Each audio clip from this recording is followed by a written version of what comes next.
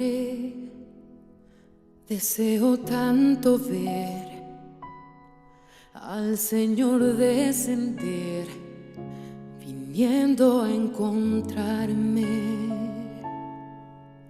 Yo puedo hasta imaginar la esplendorosa gloria del Señor Jesús, andando por las nubes en el más puro azul, donde ni el sur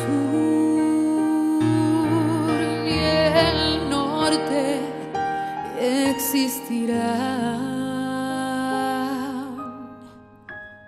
En medio a lágrimas, sonrisas y alegrías y de placer, yo que era ciego ahora puedo ver,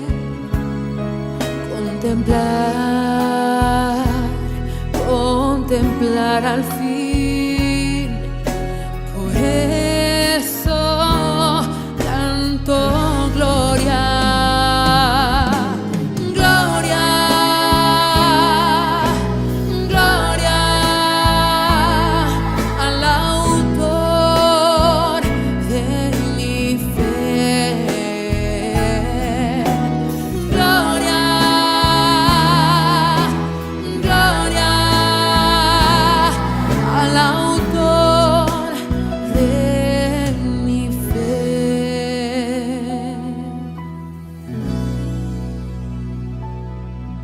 Oh Padre, deseo tanto oír el sonido que va a abrir el encuentro triunfal, volver a ver amigos que un día en Cristo fueron hechos mis hermanos, y ahora sí podernos dar las manos, porque tendremos todos solamente a un solo Señor. Es el consuelo que envuelve a mi vida, mi Señor Jesús, que murió así en aquella cruz. Volverá al fin. Por eso canto gloria, gloria,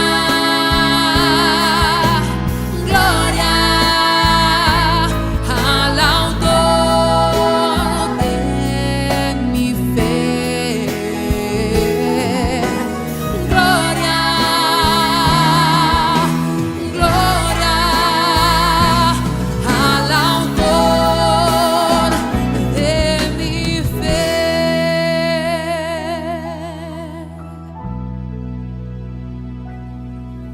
Gloria al Señor, gloria al Señor, gloria al Señor,